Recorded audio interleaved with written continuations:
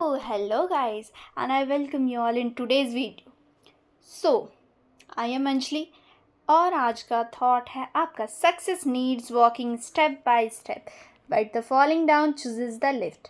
Yes, ज़रा deeply ponder करो तो आपको समझ में आ जाएगा कि जब हम लोग ऊपर की ओर चढ़ रहे होते हैं, मतलब ऊंचाई की ओर चढ़ रहे होते हैं, तो हम लोग सीढ़ियों से चढ़ते हैं, है ना.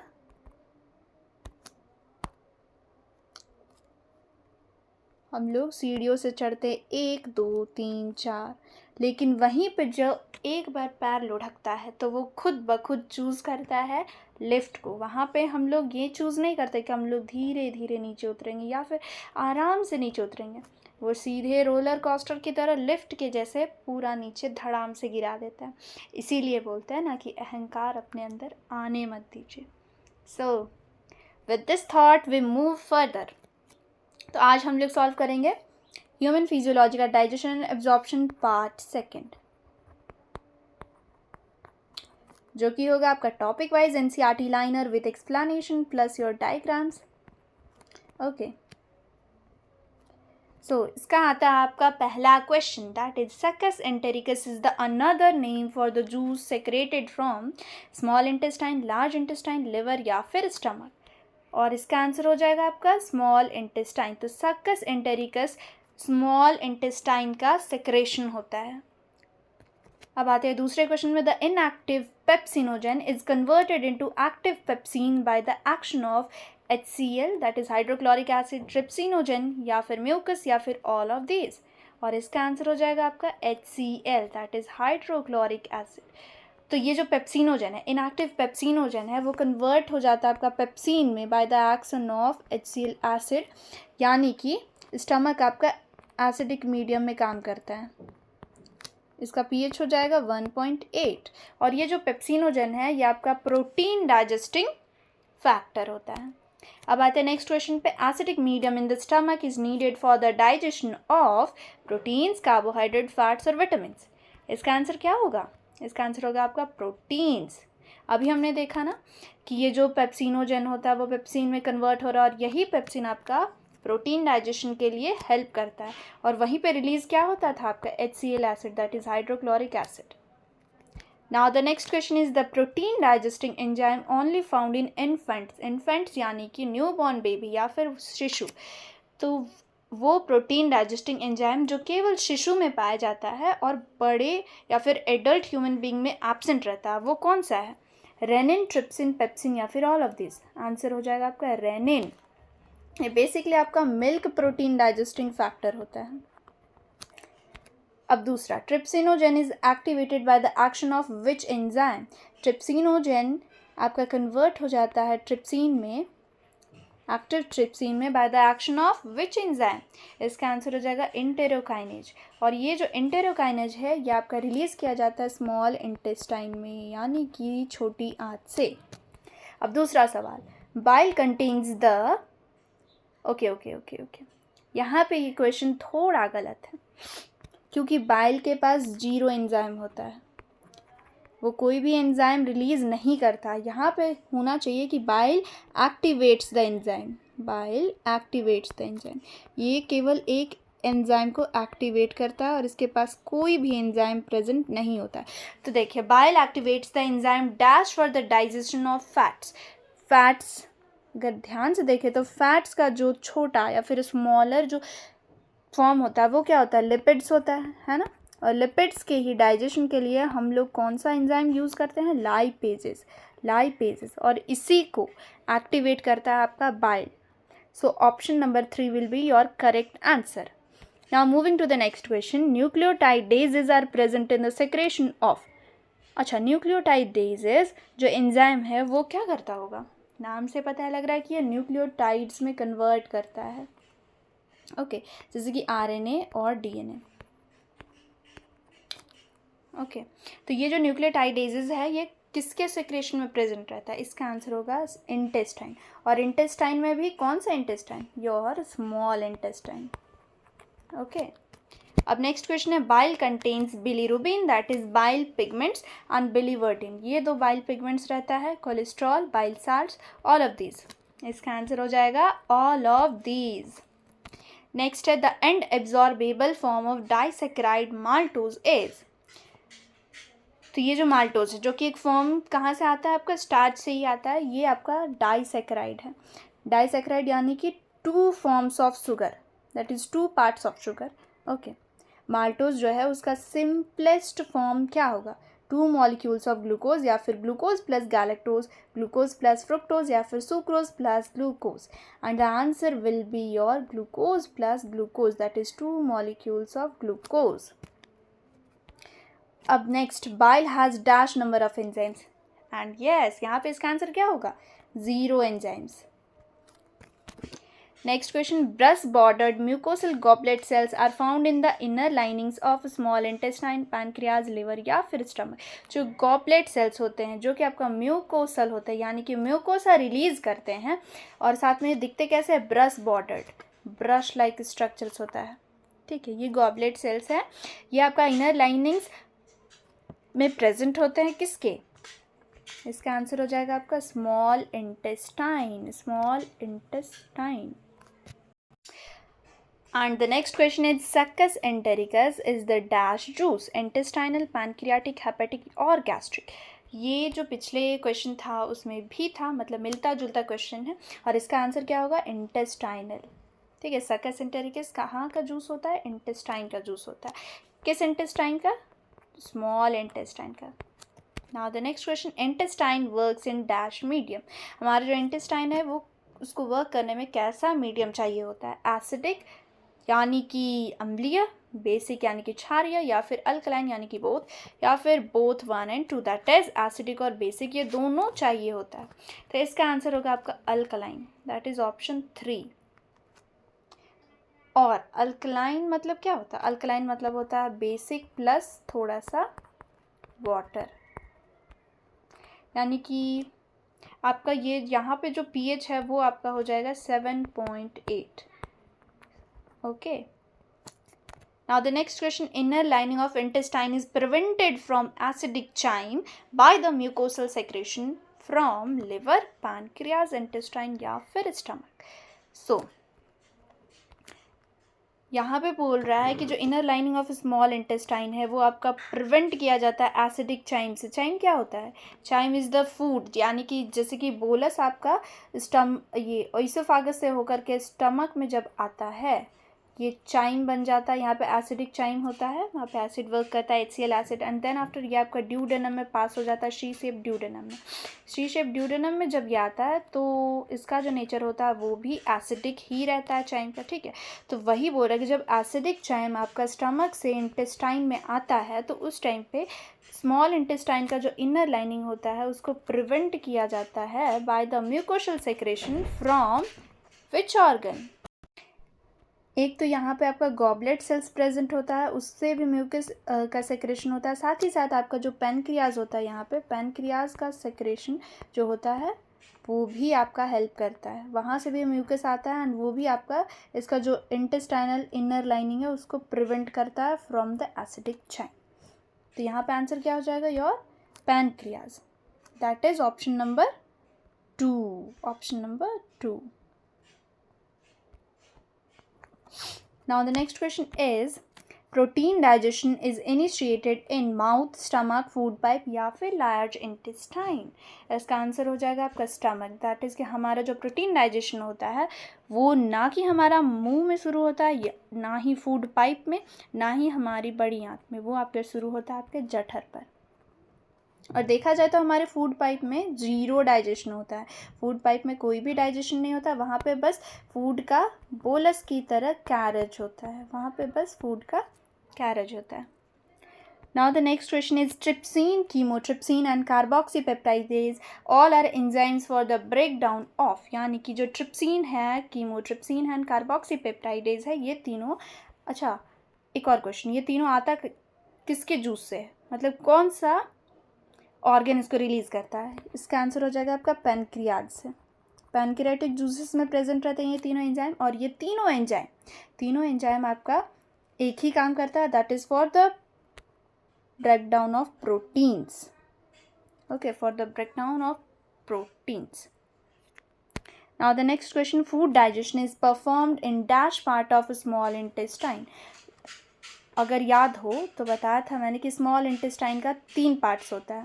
पहला ड्यूडेनम जो कि सी शेप्ड, जेजुनम जो कि हाईली लॉन्ग रहता है, सबसे लंबा रहता है, and third one is ilium that is highly coiled part. ये तीनों पार्ट में होता है फूड का डाइजेशन, या फिर बस ड्यूडेनम में, या फिर बस जेजुनम में, या फिर बस इलियम में, या फिर both 1 and 2 that is duodenum और जेजुनम में.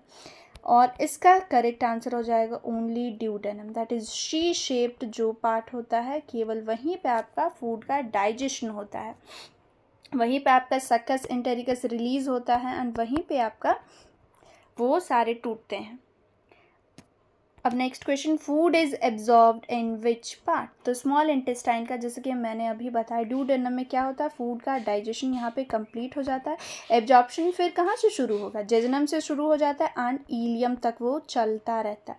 That is both 2 and 3. Option number 4 will be your correct answer. That is jejunum में भी होता है एंड इलियम में भी होता है फूड का absorption. Now the next question, large intestine shows dash digestion. That is जो हमारी बड़ी आंत होती है वहाँ पे कोई भी डाइजेशन नहीं होती है, या फिर पार्शियल डाइजेशन होती है, या फिर पूरा दैट इज़ कंप्लीट डाइजेशन, या फिर जस्ट एब्जॉर्प्शन.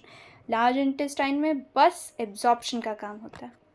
इसका आंसर क्या हो गया, जस्ट एब्जॉर्प्शन. वहाँ पे कोई भी डाइजेशन नहीं होता है, क्योंकि हमारा एब्जॉर्प्शन कहाँ से, देखिए डाइजेशन हमारा कहाँ ख़त्म हो गया था, स्मॉल इंटेस्टाइन का हमारा ड्यूडेनम में ही डाइजेशन कंप्लीट हो गया था, और जेजुनम और इलियम में आपका एब्जॉर्प्शन शुरू हो जाता है. तो लार्ज इंटेस्टाइन तक जाते जाते बस एब्जॉर्प्शन का काम बचा रहता है, और वो भी किसका एब्जॉर्प्शन होगा लार्ज इंटेस्टाइन में, वहाँ पे होगा आपका वाटर का, कुछ मिनरल्स का, साथ ही साथ कुछ ड्रग्स का. बस 3 चीज़ें एब्जॉर्ब्ड होते हैं. अब आते हैं दूसरे सवाल पे. Absorption in large intestine is of the dash. किसका किसका, अभी तो आंसर बताया मैंने, that is water, minerals and drugs, all of this. Option number 4. Now the next question, feces backward flow from large intestine is prevented by ileocecal valve, pyloric sphincter. तो जो faeces होता है, अच्छा एक सवाल कि ये जो फीकस होता है आखिर वो क्या होता है. फीकस होता है आपका अनडाइजेस्टेड, अनएब्जॉर्ब्ड फूड, यानी कि सारा जो आपका बोलस बन गया खाना का, मतलब जो बायो माइक्रोमोलिक्यूल्स था वो बोलस में टूट गया, बोलस से वो चाइम में कन्वर्ट हो गया, चाइम से वो एब्जॉर्ब भी हो गया, यानी कि स्मॉलर टुकड़ों में bio micromolecules that is peptides हो गया, माल्टोज हो गया, ग्लूकोज हो गया, एंड ऑल में टूट करके वो एब्जॉर्ब भी हो गया. और बचा खुचा जितना भी वेस्ट बचा हुआ है, जैसे कि फाइबर्स हो गए एंड ऑल, तो ये जो बचे खुचे जितने भी वेस्ट मटेरियल्स रह जाते हैं जो कि पू की तरह बाहर निकल जाते हैं, उसी को हम लोग कहते हैं फीकल मैटर, यानी कि फीकस. तो इस फीकस का बैकवर्ड फ्लो लार्ज इंटेस्टाइन से क्यों नहीं हो जाता, यानी कि अच्छा एक सवाल, जब मतलब बहुत सारे बच्चे होते हैं तो ये क्वेश्चन करते हैं कि कभी जो वॉमिटिंग होता है तो वो हमारा केवल जो हम लोग खाते हैं चावल एंड ऑल, रोटी दाल, वही निकलता है. Why not the fecal matter, why not the potty, and this is just because of the presence of ileocecal valve. Okay, valve यहाँ पे है, वाल्व यानी कि ऐसा स्ट्रक्चर जहाँ से आगे की तरफ तो जा सकते हैं, मूव कर सकते हैं, कोई भी अगर मटेरियल है वो आगे की तरफ जा सकता है, यहाँ से पास हो सकता है, बट वो बैक नहीं हो सकता. अगर ये बैक होने की कोशिश करेगा तो यह इसका जो वॉल होता है वो इसको प्रिवेंट कर देता है. Okay, and this is the answer, that is option number 1, ileocaecal valve, जो कि प्रेजेंट होता है आपका स्मॉल इंटेस्टाइन के इलियम में and the large intestine के cecum part में. Now the next question, gastrointestinal tract is continuously under dash control, neural, hormonal, both 1 and 2, medullary control. Medullary, तो it is just a single part of brain and it is not the correct answer. The correct answer will be both neural and hormonal control. Hormones भी काम करते हैं plus your neural control. Now the next question, 1 calorie of energy produced by food digestion is the amount of energy required to raise the temperature of 1 dash of water. It will be water. And what I have written here? ether. Okay, this will be your water. So इसका मतलब कि देखो, जब हम लोग खाना का digestion हो रहा होता है तो उस टाइम पे जो एनर्जी निकलता है उसको हम लोग 1 कैलोरी या फिर 1 जूल के हिसाब से मापते हैं, ठीक है। और वो जो एनर्जी प्रोड्यूस्ड होता है by the food digestion is the amount of energy required, उसी को एक स्टैंडर्ड के थ्रू ये बोला जाता है कि वो अमाउंट इतना होता है कि 1 kg या फिर 1 ग्राम या फिर 1 मिलीग्राम या फिर डेसीग्राम वाटर को 1 डिग्री सेल्सियस से बढ़ा देना, उसके टेम्परेचर को 1 डिग्री सेल्सियस से बढ़ा देना। तो ये जो अमाउंट होता है वो कितना होता है, 1 kg ऑफ वाटर होता है, 1 ग्राम ऑफ वाटर होता है, या फिर 1 मिलीग्राम या फिर 1 decigram. And the correct answer will be your 1 ग्राम। 1 ग्राम। तो 1 ग्राम से आपका 1 डिग्री सेल्सियस टेम्परेचर बढ़ा देना ही 1 कैलोरी एनर्जी का स्टैंडर्ड माप होता है। वहीं अगर हम लोग बोले कि 1 किलो कैलोरी में कितने ग्राम ऑफ वाटर को बढ़ाया जाता है 1 डिग्री सेल्सियस से, तो इसका हो जाएगा क्या, 1 kilo calorie, that is 1 kilogram of water.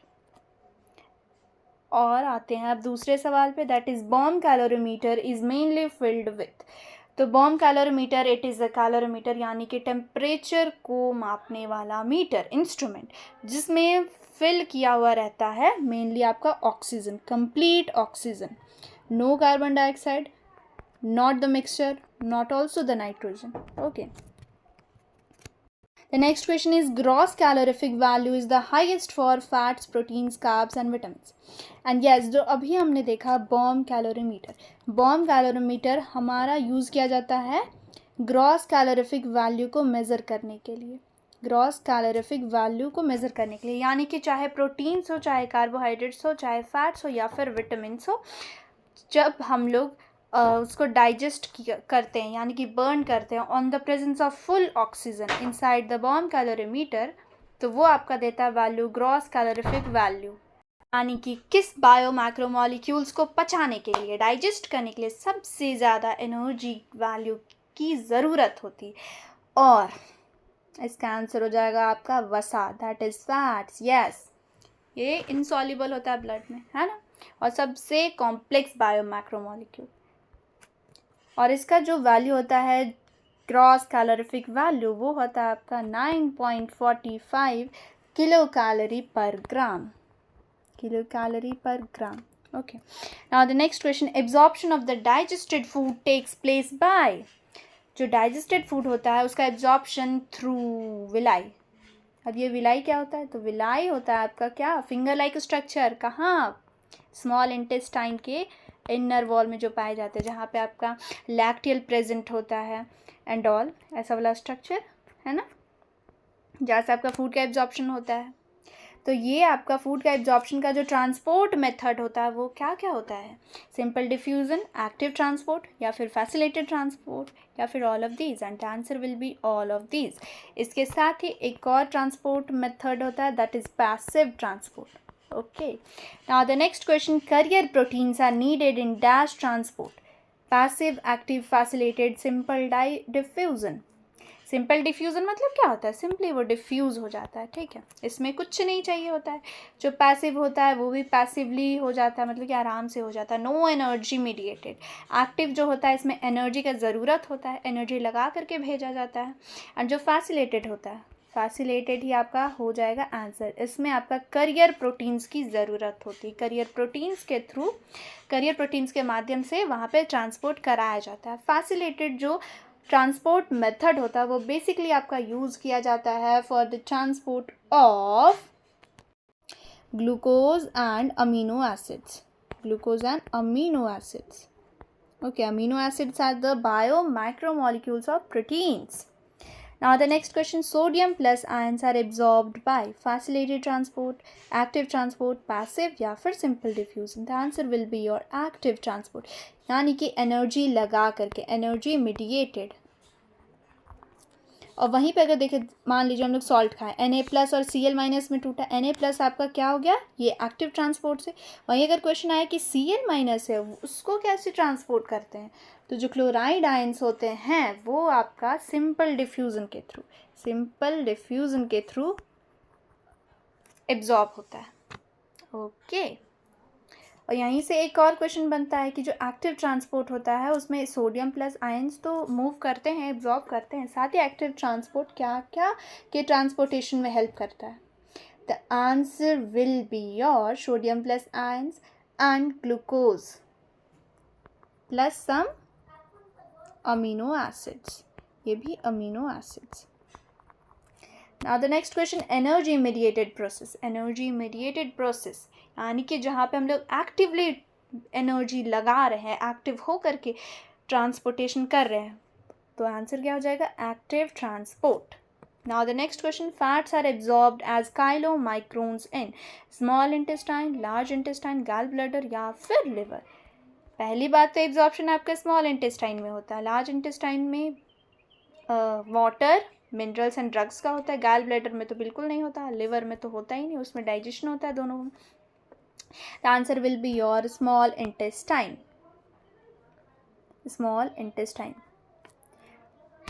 Now the next question, chylomicrons are measles coated with proteins. Okay, यहाँ पे थोड़ा सा गड़बड़ है। ऑप्शन नंबर 1 आपका हो जाएगा प्रोटीन्स। जो काइलोमाइक्रोन्स होता है मीसल्स क्या होता है, तो देखिए जो फैट्स होते हैं वो वसा थोड़ा चिपचिपा होता है, जिसके कारण वो डायरेक्टली आपका विलाई के थ्रू एब्जॉर्ब नहीं हो पाता इन द स्मॉल इंटेस्टाइन, और इसीलिए फैट्स को आपका छोटे छोटे फैट ग्लोब्यूल्स में कन्वर्ट करके उसको मीसल्स में कन्वर्ट कर दिया जाता है। मीसल्स यानी कि थोड़ा एग्रीगेटेड फॉर्म में। उसके बाद ये जो मीसल्स है, स्मॉलर पार्टिकल्स, इसको काइलोमाइक्रोन्स में कन्वर्ट कर दिया जाता है। अब ये पूछ रहा है कि जो काइलोमाइक्रोन्स होता है ये क्या होता है, मतलब जो मीसल्स होता है, मीसल पार्टिकल होता है, उसके अराउंड क्या कोटिंग किया जाता है कि वो काइलोमाइक्रोन्स कहलाता है। ये हो गया आपका मीसल्स। अब मीसल्स के अराउंड किसका परत चढ़ाया जाए कि वो काइलोमाइक्रोन्स बन जाए और फिर इसका जो एब्जॉर्प्शन ईजीली हो सके, तो इसके जो बाहरी सतह में एक परत चढ़ाया जाता है वो होता है आपका प्रोटीन्स का। ओके, प्रोटीन्स का, that is option number 1, proteins का। अब आते हैं दूसरे सवाल पे।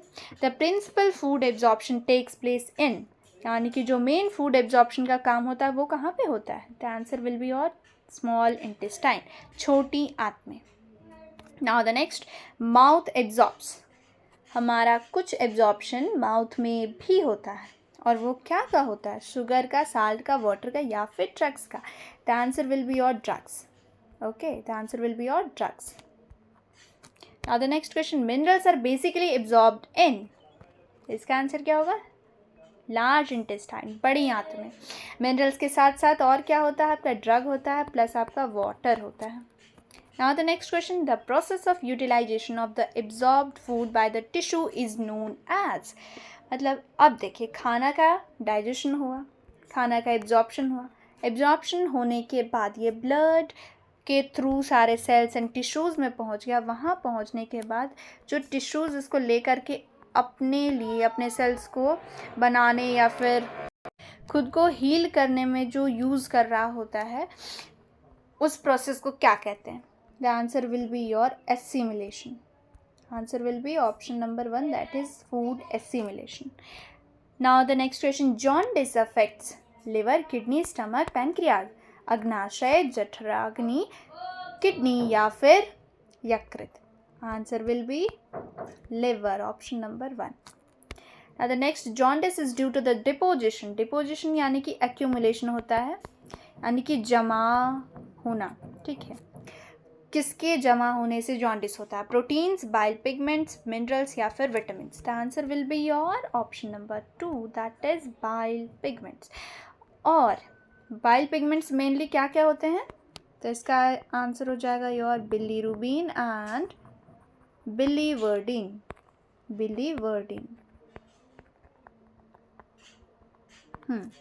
और इसके एक्यूमुलेशन से हमारे जो आइज़ होता है एंड लिवर होता है या फिर स्किन होता है, आइज़ हो गया, स्किन हो गया एंड योर लिवर हो गया, ये तीनों आपका येलोइश हल्का से दिखने लगता है। अब आते हैं नेक्स्ट क्वेश्चन पे। Increased liquidity of fecal faeces is known as indigestion, constipation, diarrhoea या फिर ऑल ऑफ दिस। ये थोड़ा कंफ्यूजिंग सा क्वेश्चन है क्योंकि देखिए तीनों मिलता जुलता ऑप्शन। इंडाइजेशन यानी कि खाना का नहीं पचना, कॉन्स्टिपेशन यानी कि वो भी रिलेटेड ही, फीकल से रिलेटेड, डायरिया यानी कि लूज मोशन।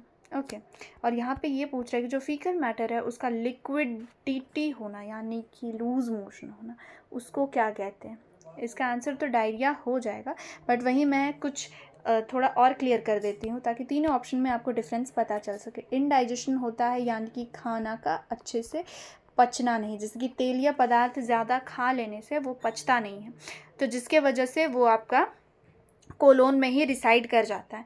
वहीं अगर कॉन्स्टिपेशन की बात करें तो ये होता है कि आपका खाना डाइजेस्ट हो चुका है, खाना का जो डाइजेशन हो चुका है, बट ये किसी वजह से पेट में ही जमा है, मतलब वो बाहर नहीं आ रहा और इसके वजह से पेट आपका फुल लग रहा है, फुलनेस ऑफ द बेली। ठीक है। और वहीं अगर डायरिया की बात करें तो डायरिया में होता है कि जो खाना का एब्जॉर्प्शन नहीं हो पाता है क्योंकि उसमें बहुत सारा वाटर रिसाइड कर रहा होता है, यानी कि फीकल मैटर के साथ वाटर भी आ चुका होता है और उसमें किसी वजह से जो लार्ज इंटेस्टाइन होता है वहाँ पे वाटर का एब्जॉर्प्शन नहीं हो पाता है। Now the next question, PEM, that is your protein energy mall nutrition, यानी कि प्रोटीन की कमी के वजह से जो माल न्यूट्रिशन होता है वो कौन कौन से। Marasmus, diarrhoea, kwashiorkor, both 1 and 3, that is marasmus and kwashiorkor. The answer will be your NK, that is both 1 and 3, marasmus और क्वासियोरकर दोनों सही आंसर है, दोनों आपका प्रोटीन की कमी के वजह से होते हैं। Now the next question, protein energy malnutrition found in child below 1 year age is, answer will be your marasmus. अब देखिए इसका एक थोड़ा सा मैं हिंट देती हूँ, मतलब ट्रिक देती हूँ।